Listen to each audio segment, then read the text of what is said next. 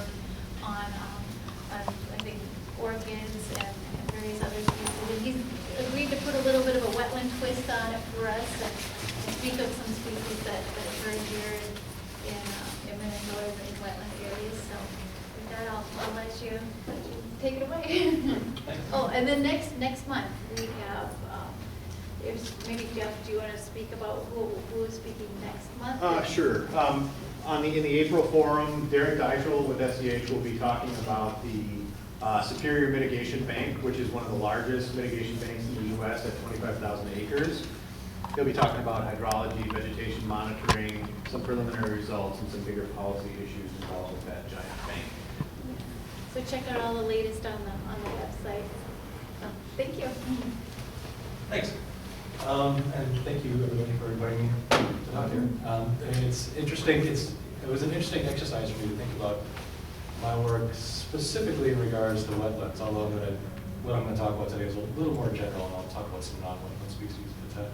But it made me realize that a fair bit of what I do is in or around wetlands.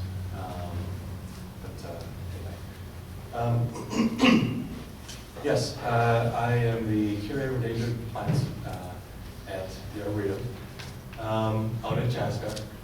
And I'm going to talk a little bit about the Arboretum in general, our program, and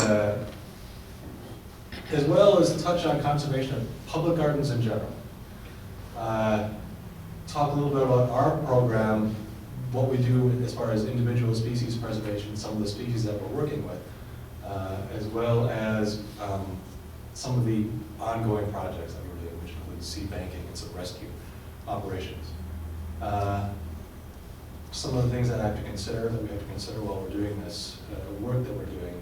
And then at the end, I'm going to touch on our native orchid conservation program, which is a newer program. They're both new. But the native orchid conservation is a program that was started this past July, sort of officially kicked off. The Arboretum is currently sitting on about 1,200 acres of land. There was a new 78-acre parcel that was purchased with state funding last year. I think it was May.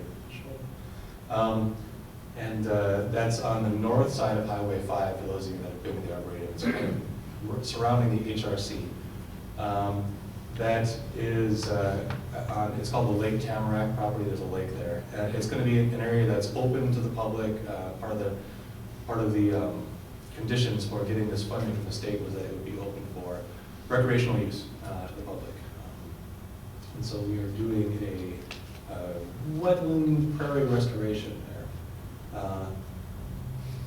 The Arboretum itself is, when it was created, it was kind of plopped down on this area of big woods, oak savanna, some depressional wetlands, a bog, maybe a couple of bogs, and some recovering agricultural land. And I'll come back to those wetlands in a second. As far as when it was started, the Horticultural Research Center was first, I think, sort of officially funded from the university in 1908. And that is where a lot of apple, grape, some of the traditional things you think of when you think of arboretum research. That is what goes on. And it wasn't until 50 years later that the whole arboretum itself was established. Through a grant from the Lake Minnetonka Garden Club, actually. The wetlands are interesting. As you know, wetlands make up a pretty small percentage of actual land all around the United States. But they make up a disproportionate, or the endangered species, endangered plant species in the United States, make up, are disproportionately partitioned to wetland areas. So it makes it kind of opportune that we just happen to have a few depressional wetlands as well as bog or two on our lands that present some very interesting opportunities as far as individual endangered species preservation. As I mentioned, really the heart of the Arboretum was started as a horticultural research center. We did apples, everybody knows Honeycrisp, and the new, what's it called at this point? It's called Minnesota 55 at this point, but the new wonder apple that's coming out. Wine grapes, the Minnesota grape industry was essentially founded at the University of Arboretum. And then ornamentals, rhododendrons, and I can't even remember what some of the others. All I can think of is rhodiola. And most botanic gardens are thought of as places of beauty, Arboretum included. People go to the Arboretum, they don't necessarily want to go to see apples, but they go there because it's a pretty place. And a lot of people that visit Arboretums go there because they can see examples of consumable plants, whether those are good examples of shade trees. We have very good shade trees, or of more traditional garden bedding kinds of plants. Or they want to see exotic species. And an Arboretum isn't maybe a great place to see exotic species, but if you think of botanic gardens like Missouri Botanic Garden, Kew, where they have these gigantic, or even the Como Conservatory, where they've got a greenhouse where they have lots of species, interesting species from around the world. Those are kind of the main reasons people go to Arboretum, botanic gardens. Most public gardens do have a conservation side to them, a conservation aspect. At the most basic, you'll usually see some kind of native garden bed or landscape or something to that effect. There are some that do a lot more. In fact, a lot of botanic gardens do a fair bit of conservation work. It's just that most often what you'll see of that, maybe you'll see an individual plant tag in a bed, but usually you'll just see signs. Because a lot of the work that is done for conservation is either off-site or hidden away. And we'll talk about the hidden away in a second. There are a few gardens that are widely known, such as Mobot and Kew, and known for, to the general public, I would say, as places of conservation. This is in contrast to zoos, which have an interesting model, I think, for conservation, genetic conservation, in that a lot of zoos kind of push their conservation. They're pretty upfront about their conservation work. And that's not something that botanic gardens typically do, and I think that's a missed opportunity in a lot of ways. There are two organizations specifically that we are part of and that do some interesting work with plant conservation. And these are the Center for Plant Conservation and the Botanic Gardens Conservation International. The Center for Plant Conservation is a national group. The BGCI is an international group. I am more directly involved with the Center for Plant Conservation in the work that I do. And I haven't worked with BGCI so much. One of the main, kind of the main focus of the Arboretum that we would like to maintain is a regional focus. So international work is a little harder, although we'll talk about one specific project coming up as well. As far as conservation at the Arboretum, mostly what our conservation has been landscape level conservation, not individual species. So for example, the green heron bog, this is our poor fen that we have at the Arboretum. That was not in great shape when we arrived there, but we rehabilitated or enhanced it. Put in a path, and there's a nice boardwalk over the top of it. There are some future issues with this bog that I'm hoping to sort of get on people about. But anyway, then we have the spring peeper meadow, which is a sort of a more public version, publicly known wetland that we have because it's more recently done. It was an actual restoration. Sue Gladowich was sort of spearheading that. And that was done in '95. It created a shallow to deep wet marsh, or wet prairie, out of agricultural land, sort of agricultural depression. And then we have a constructed prairie. The prairie we have at the Arboretum, Bennett Johnson Prairie, is constructed. It wasn't a natural or rehabilitated prairie. It had been an oak savanna prior to the Arboretum's existence. And that was done in '65, and it's actually a very healthy prairie at this point. Burned every year, there's a part of it that gets burned. And then this new land around Lake Tamarack, which has some restoration work on there. And I'll touch very briefly on our new Chinese garden. This is something that is just being constructed at the moment. It's been dredged out, and they've done some construction. They're building a path and a couple of structures around it. I guess technically it would be termed an enhancement. What the hope to do was to create a sort of tranquil retreat-style garden around an open pond that featured appropriate vegetation for a more traditional Chinese sort of retreat. In getting permission from the state to do this wetland restoration, we actually were told we could not use Chinese plants, we have to use native plants. So it's going to be an interesting, we've had to do some interesting rethinking of how to make native plants sort of fit into this kind of ambience. So I'm curious to see how this turns out. As far as individual species conservation at the Arboretum, kind of our shining example is the dwarf trout lily. This is the species that we've gotten the most press out of as far as our native species. The first colonies were transplanted in the 1960s prior to their listing as a state endangered and federally endangered species. We've got about 21-ish colonies at the moment. Most of them are doing really well. Most of them are doing much better, in fact, than a lot of their native locations. Better in the sense that they're spreading pretty quickly. They've spread so quickly that the number 21 is ish at this point because some of our colonies have grown together. And I can't really call them separate colonies. We've been doing monitoring every year. I've only been doing monitoring for a few years, but there has been monitoring of these colonies been going on since, I can't remember, since they've been put in, I believe. And at this point, some of them I don't feel confident in calling separate colonies in doing our monitoring work. So we're starting to meld some of them together. And this spring, we're actually going to do some rescues. We're going to try and spread out some of these colonies a little more to keep them genetically separate. A lot of our other interesting native species are either rescues or came in seed plantings. We have glade mallow at the Arboretum, which is a state-listed species, but our gardeners regard as weedy because it's very aggressive in the spots that it's in. And that was brought in, unbeknownst to us, in a seed mix. I think it might even have a prairie planting mix.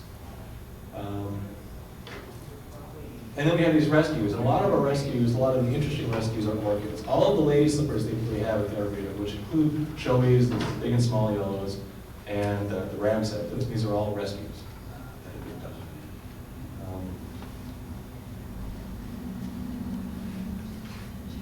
So in situ conservation, I'm going to talk a little bit about in situ versus ex situ conservation. In situ conservation is conservation of a plant in its location where it's found naturally. And this is typically the way you'd want to conserve a species, right? Because you are conserving not just the species, you're conserving all the ecological processes that support these species, which are very important for a lot of these plants. Especially because a lot of these ecosystem processes are both known and unknown. You may try to be able to recreate some of the known processes, but you're not going to be able to recreate the unknown ones. Problem with a lot of in situ conservation. So an example of in situ conservation would be a lot of nature conservancy lands, or a state, an SMA, or state parks, land that is protected from development or generally intense activity. Problem with a lot of these kinds of in situ conservation works are that human activity can still affect them. For example, if your preserve is right next to an agricultural area that is running off a lot of herbicides, pesticides, or is really affecting the groundwater immediately next to you. So even if you're doing the best that you can in preserving landscapes, you may still end up losing species because of things that are going on around, or the elephant in the room, climate change. So the idea is that in situ may not be the best, may not be the only way to protect these species. In fact, it may be that you can't just do in situ conservation. And that is where the Center for Plant Conservation and our collaboration with them, partnership with them, comes into play. The mission of the CPC is to prevent extinction of North American, United States, plant species. It was founded in 1984, so it's a relatively recent group. The focus is on ex situ conservation of rare plants. Ex situ meaning off-site. And this is really done through seed storage. Long-term seed storage, drying and freezing the seeds at its most basic level. The pros to this kind of collection or genetic banking is that seeds are generally pretty small, and they tend to live a long time in a freezer stored correctly. And because they're small, you can also cram a lot of diversity into a pretty small tray. My freezer is about the size of this front row of chairs. That's generous. These 3 rows of chairs, and maybe this deep. And I'm expecting to be able to hold many, many, many, many species in that freezer for a very long time. Some of the downside to this kind of storage is, or this kind of genetic banking, is that not all seeds can be stored. There are a lot of, they're called recalcitrant seeds. The good thing is that we in Minnesota don't have to worry so much about recalcitrant seeds. We have them, certainly. We certainly have species that are hard to store, but for the most part, because a lot of our plants go through a winter, they are used to going through a cold period. So these are plants, like a lot of trees won't necessarily store well. A lot of tropical plants won't store well. So it's nice not to live in Hawaii. Okay. And another downside is that this kind of storage, this kind of garden, if you will, is not very charismatic. So in other words, I want to show people my plants. I would take them down in the basement of my building and open up a freezer and show them these little silver packets that I've got. And that's, for the most part, what I would be showing them. My goal is to have that change. This past year, I did put out a small population of Western Jacob's ladder in our bog, and we'll see how that does this spring. And I have plans for some of the orchid species that I'm working with. I've got some growing, and I'm going to try and get those in our grounds as well. The idea is to show people actual plants. Because it's not just about research, it's about connecting people to the research and plants. So our responsibilities are to do this propagule storage, but also to do a lot of the research around this. The reason why you do the storage is not because you want to create a seed bank and that's it. Your seed bank just doesn't exist. The seed bank is for future loss of the population. And if you want that seed bank to then be useful, you have to know how to put that population back out onto the landscape. So we need to do things like find out how much reproduction is done by the seed. How viable is the seed when you stick it in a freezer? How long will it stay in the freezer? How do you restore it? Does it require anything but sticking in the ground? Or do you need, like in the example of orchids, do you need likely fungi? Do you want to make sure you want to try and get it in the right, in a favorable hydrological situation? There are a lot of things to consider. So, some of the in situ work. This is Western Jacob's ladder, and this is doing a survey of Western Jacob's ladder up in an alder swamp up in northern Minnesota. Obviously a thick swamp. There is a person in that left picture. You can see a little bit of blue sort of by the left side of that tape at the end of it. This is doing a survey, and so some of the basic work we would be doing in situ is doing a survey. Because what we want to know is how big is the population that we're collecting seed from, which gives us an idea of how much seed to collect. Why is it good to use Botanic Gardens for work like this? At its basic, a Botanic Garden is a museum, meaning that it should have very good records. It should be able to keep very good records. So if you've got a lot of plants coming in and going out, you should be able to track that very well. You've got a lot of expertise in plant management, horticulture, curators,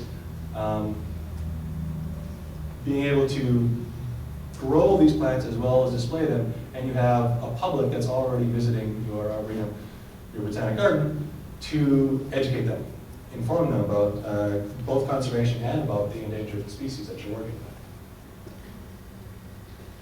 So this is an interesting map on how Minnesota Landscape Arboretum fits in.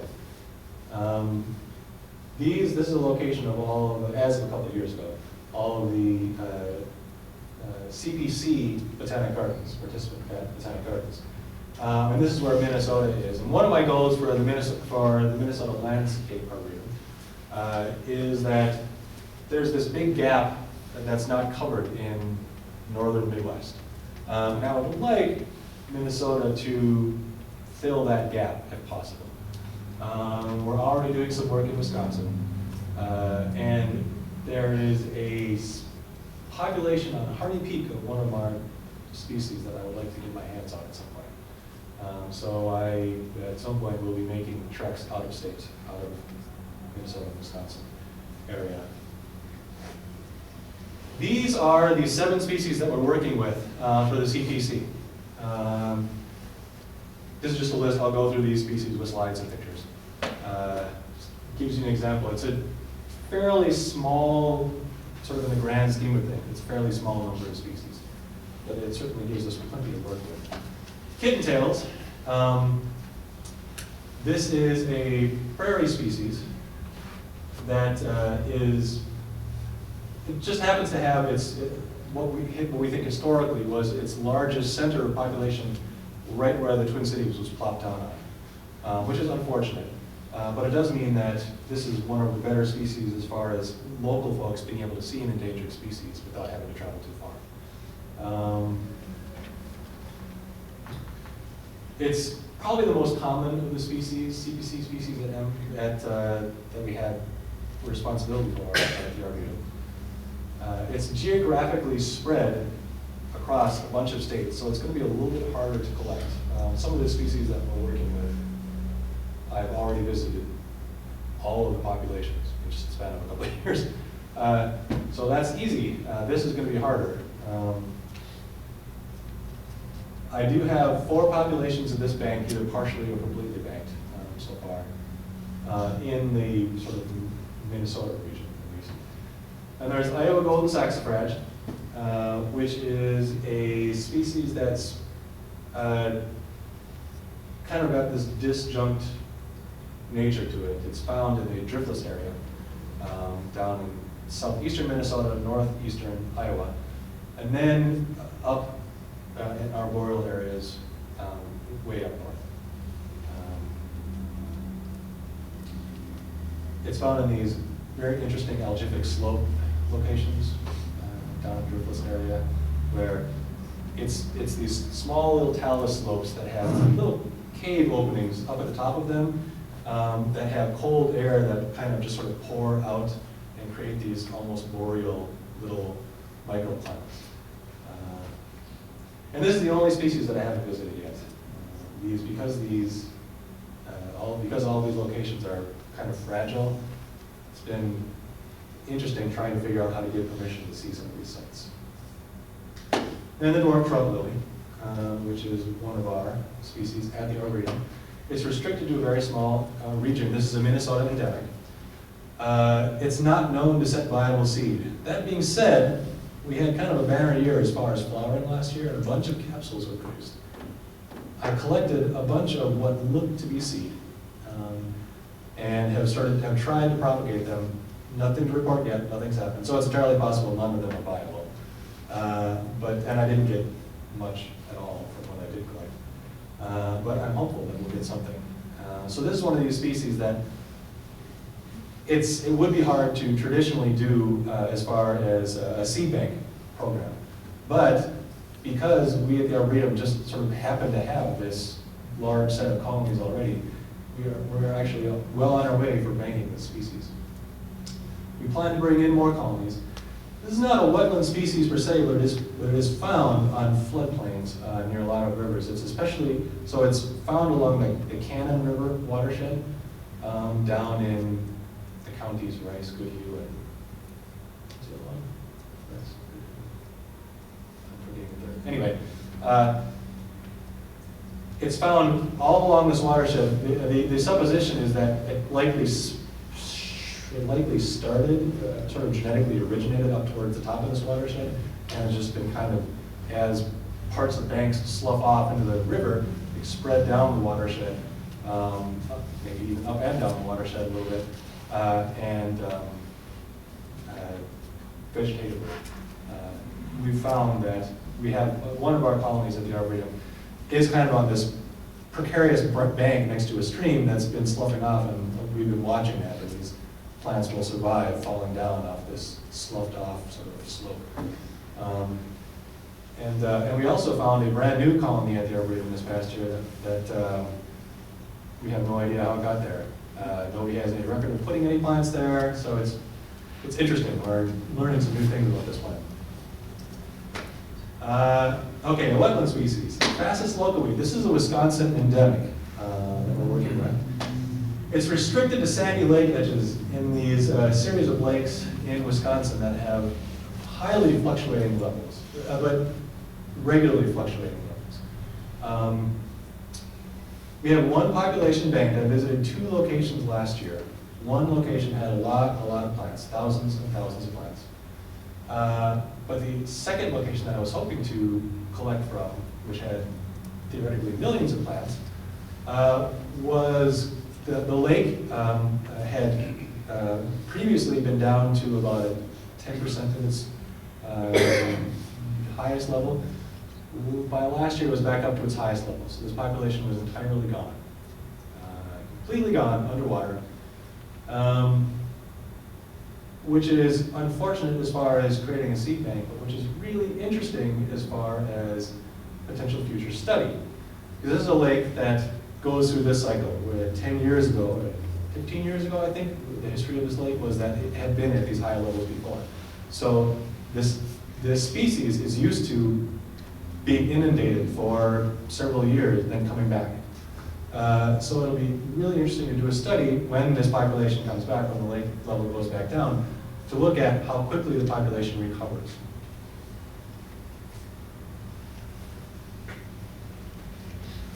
Western prairie fringed orchid, Botanic Gardens. This is a species that sort of crosses the boundary between 2 of my programs.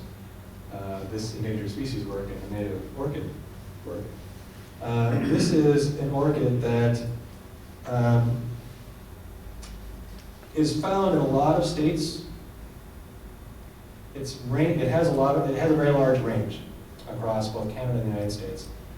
But because it's found in prairie locations, and typically wet prairie locations, its habitat is very highly fractured at this point. Do I have on a map? I think I'll have a map later on that shows where in Minnesota you can typically find it. And you'll see that it's just found in very spotty locations all around the state. This is another tough species to make, partially because these populations, orchid populations, can fluctuate wildly from year to year as far as both flowering and seed set, and when you can actually collect them. We do have one population bank, and we're working on getting more of that, and I'm trying to hopefully expand that this year, potentially. This is a federally protected species, which makes it more complicated to collect in some cases. It also makes it more urgent to collect in quite a few other cases. Western Jacob's Ladder. Oh, I forgot to mention one thing at the beginning, was that I know that a few of you have seen this presentation or parts of this presentation before, and what I'm hoping to do with this is not only to give an introduction to people that haven't seen this presentation, but also to give you an update on a lot of the stuff that I've been doing. And this is a species that would be requiring an update. This is a species that is another nice wetland species. It's found in cedar and alder swamps. And there are 6 known populations of this species. It's a, if you, no, that's I need a better picture put up there. It's related to the Western Jacob's Ladder found out like in the Rockies and in Canada. But we seem to have this rulerchua population, probably left over from the Ice Age. So at this point it has subspecies classification. There's been some genetic work looking at whether it should be deserving of full species separation from the sort of the parent occidentale. I don't think there's been a decision made on that yet.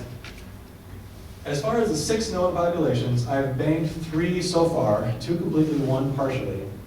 And all 3 of those populations have been from Minnesota. They're found in these. This particular species seems to be typically found in wetlands that are on the edges of larger or more open bodies of water.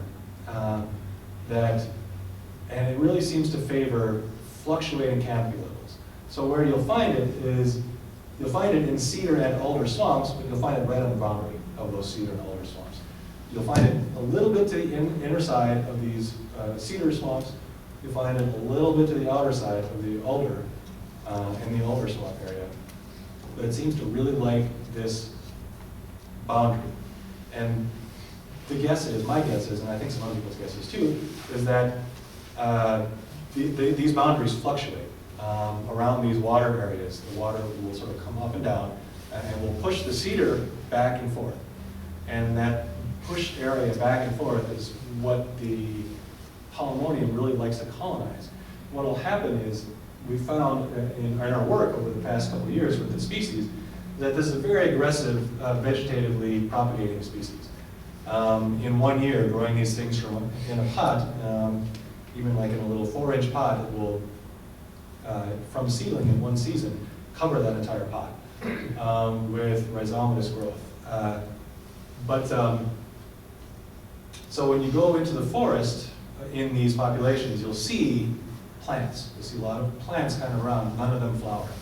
And so probably what it waits for is it waits for the boundary of the cedar to be pushed back to hit some nice open sunny area, and then it kind of booms and seeds. And then kind of regresses as the cedar comes back in. So it takes advantage of this sort of variable habitat. What we've also found over the past couple of years is that the seed viability on these species is highly variable.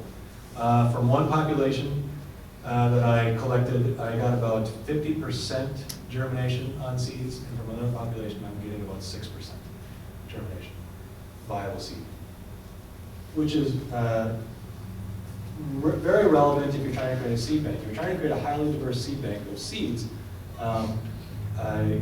if I have collected 10,000 seed from population A that germinates at 50%, and 10,000 seed populations B that germinates at 6%, my effective population size of my seed bank is very different. I'm talking about 5,000 versus 600 seed. And so I may need to collect more from that second population. Rhodiola, Lee's roseroot. This is another species that only has really a few populations. And these are very disjunct. This is another species that seems to be relictual or disjunct from more westernly montane species or arboreal locations. There are 4 populations, known in Minnesota, 2 in New York, and one of those populations, my understanding, is a single plant. We've got 1 population in Minnesota banked, partially banked, and then 1 population in New York banked. I got a grad student out in New York who's helping me with collecting the seed. This is probably our most physically challenging species to collect. Again, this is not a wetland species, but it's found in this kind of habitat where it's on rivers, or in New York, I believe it's a lake. This kind of north-facing or east-facing cliff, moderated cliff, very crumbly. And it's found the entire height of this cliff. So what we can collect is the stuff that we can reach at the bottom, either standing there at the sort of rubble at the bottom of the cliff, or on ladders that we can sort of get up. And we can only get up about 20 feet or 18 feet on the ladder. This is a 150-foot cliff. So at some point in the future, I'm going to be rappelling down these cliffs to collect seed. Wish me luck. Hopefully you'll see me in a couple years with a good report. But it certainly makes it exciting. So those are the CPC species that we're working with. And then we've got a couple of rescue projects. One is this Arboretum plantageneum, which is a tuberous Indian plantain. And this is a Minnesota threatened species, but it is more common to the east and to the south of us. It's listed in other states as well, but further south especially, it's not listed. The largest population in Minnesota was on a mining site near Prairie SNA. And we last summer, did a project with the DNR where we rescued this entire population, or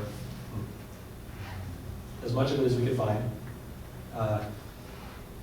and are going to be transplanted some of it already to Kasota Prairie and Minneopa.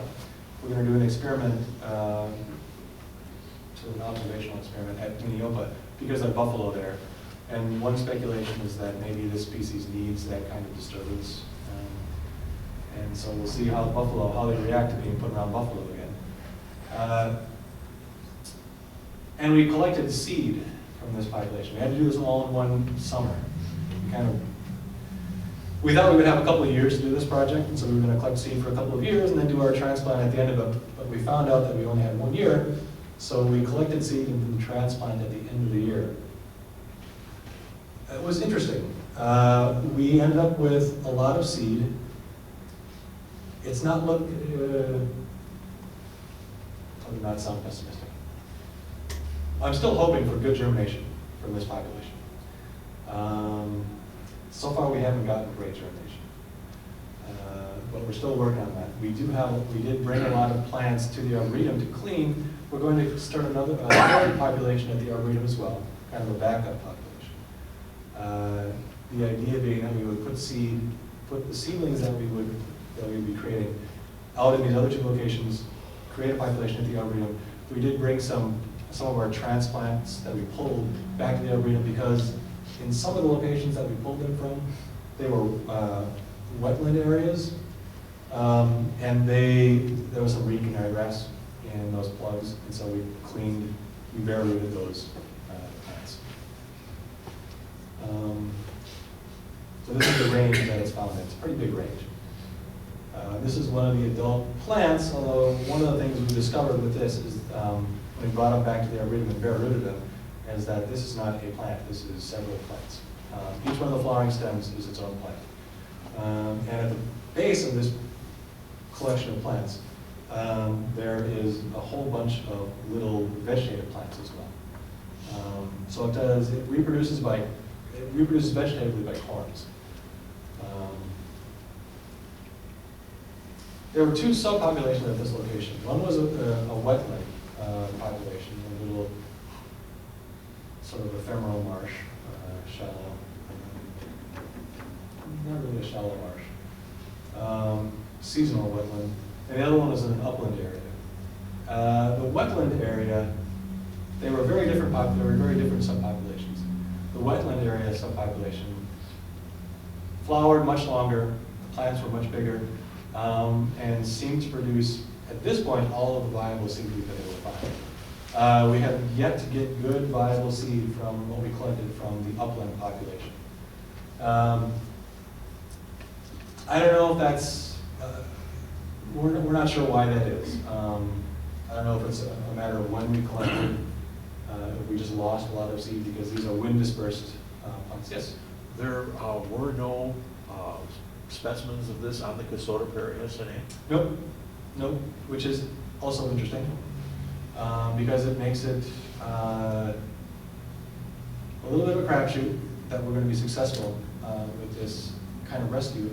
Although one of the things about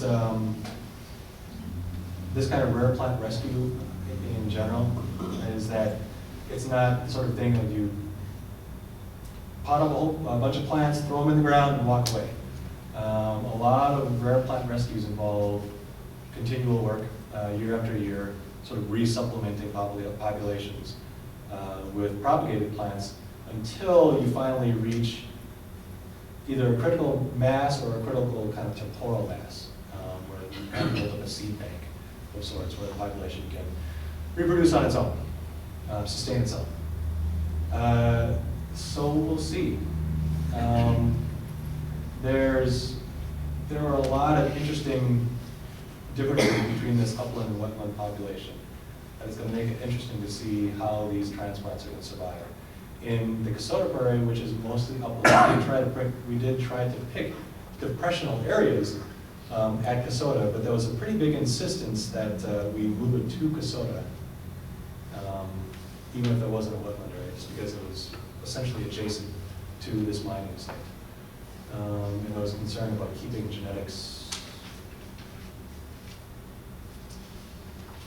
There were competing concerns about why we want to move it to different locations.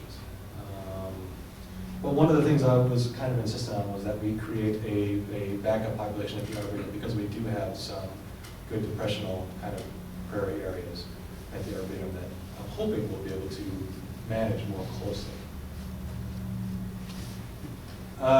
Starting this year, we're going to be working on a new project with Wisconsin, in northern Wisconsin, or western Wisconsin, where we're going to be looking at a pipeline right away. And there's about, I think the final list is about 6 species. One of which is a salix. And we're going to transplant and collect seed. We're going to do this all this year. It's going to be a little bit less of a dire situation than the mining site, than the Indian plantain rescue that we did, salvage that we did this past year, because the entire population of these plants shouldn't disappear. What we're going to be moving is we're going to be trying to move sections of the population that are going to be affected. Some of these are going to be easy to transplant, salix, make little rods. Stick those in the ground, they should do pretty well. And this species that we're working with has been done successfully. There are others that might not be so successful. Might is the big word, in that a few of these species there hasn't been any propagation or transplant work done, and so it's going to be a learning experience. But we're going to do the same kind of thing. We're going to collect seed and plants, move plants when we think it's feasible, bring plants back to the Arboretum when we don't think it's going to be feasible, and bring the seeds back, do propagation work, do research, and look at parceling out replants in the future in appropriate locations at this, sort of around in this site. I talked a little bit about our current holdings of these species. This reminds me for the Palmonium. Of the 6 populations that I've visited, the 2 populations in Wisconsin, there's 2 in Wisconsin, 1 in Minnesota. The 2 that I visited in Wisconsin, one of them I couldn't find the plant this past year. And then the other, I did find some plants. I found about a dozen plants, and none of them were flowering. At both of these locations, as well as one of the locations in Minnesota that I looked at this year, the sort of, I don't know what has changed, if it's the hydrology of the site that's changed, if it's the management of the site that's changed, but at these sites, the cedar swamp is kind of taken over.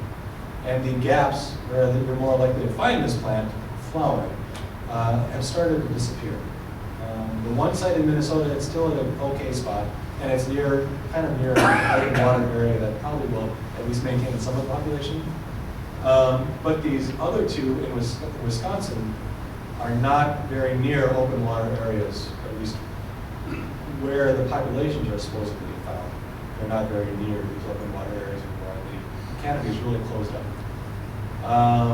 So it could be that we may need to advise Wisconsin to change their management of these lands, or maybe try and move these populations closer to where the open water areas are at these locations. We're not really sure yet. This is just something that we're kind of pondering this winter.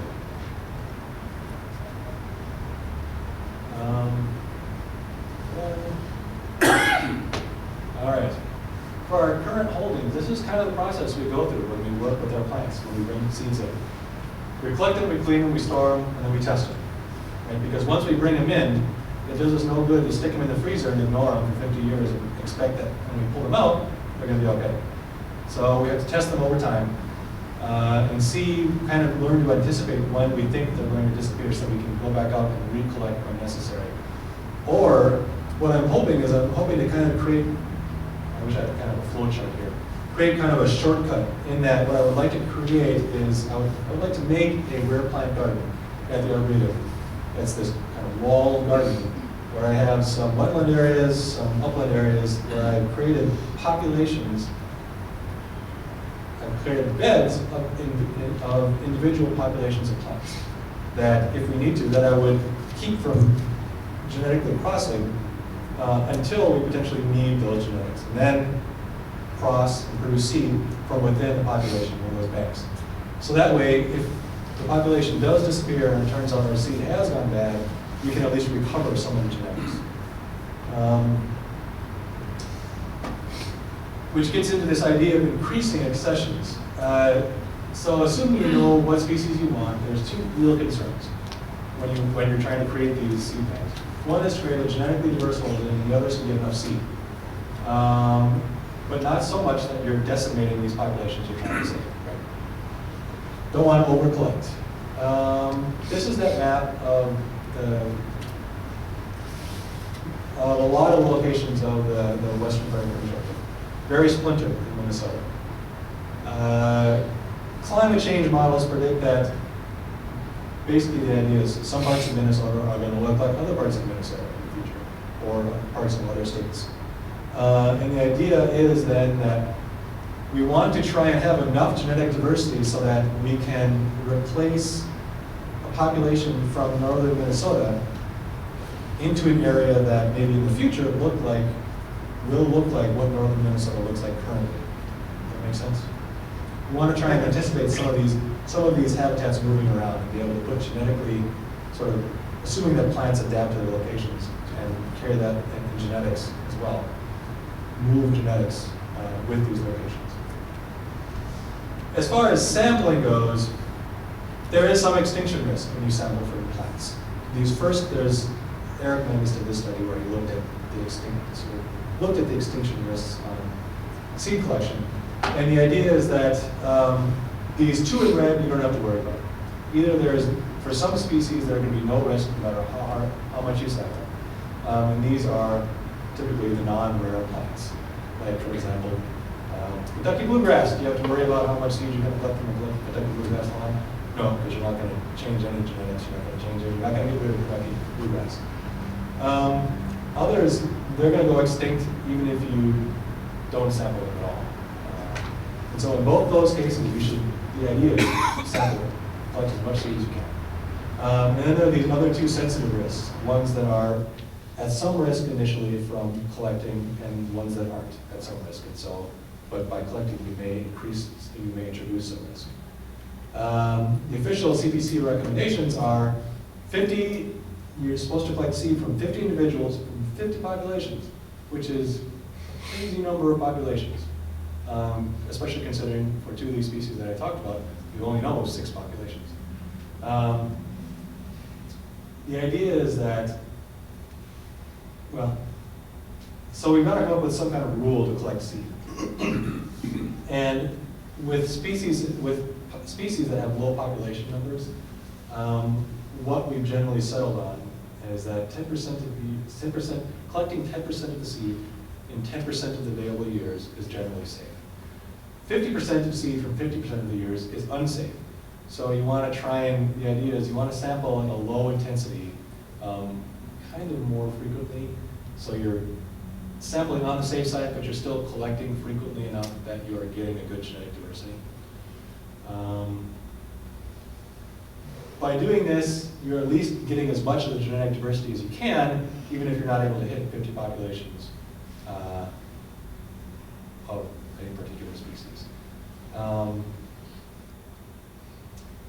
Okay, there's more math that I could get into about that, but I think I'm going to avoid that because I want to be able to talk a little bit about the orchids.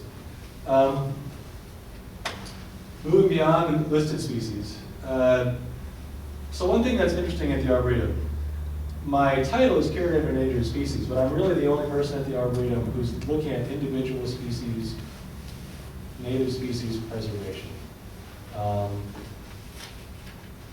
So I've been trying to expand into native species in general, and we started this new native orchid conservation program.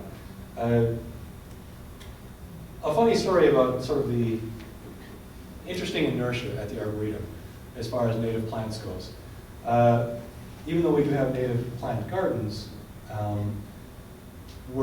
this summer we're having a new display called, what's it called? Savage Gardens. It's carnivorous plants. I don't know if some of you maybe heard this. I don't know. I can't remember if we're doing press releases on this or not. We're going to have some sculptures of some of these huge sculptures on, like I think we've got a moving Venus flytrap and pitcher plants and I forget what else. And when I heard about this, I thought, great, that's really cool. We have some interesting carnivorous plants here in Minnesota. And then I talked to the people who were putting this display together, and they didn't have any Minnesota species represented, which is really a shame. So fortunately, I realized that early enough in the summer last year that I was able to go out and get seed and some live plants of some of our native species. So we will have native species represented at our carnivorous plant display.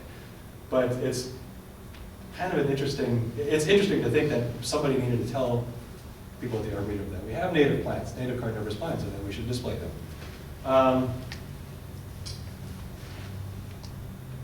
That kind of goes along with the orchid display. People love orchids, right? There's a Minnesota Orchid Society. And in general, when people think of flowers, orchids are just about the most charismatic flower there is, really. But people don't really think about native orchids when they think about orchids. They typically think about the ones you can get at Lund's or Dundee's or something like that, which are often the epiphytic, very highly bred orchids. But we do have 48 native orchids in Minnesota, one invasive, a cactus. And 10 of these species are listed, so it's about 20% are already listed. About 30 of these species are wetland. A lot of our orchids are wetland species. Which is interesting for this group, I think, sort of biologically, botanically, but also interesting when thinking about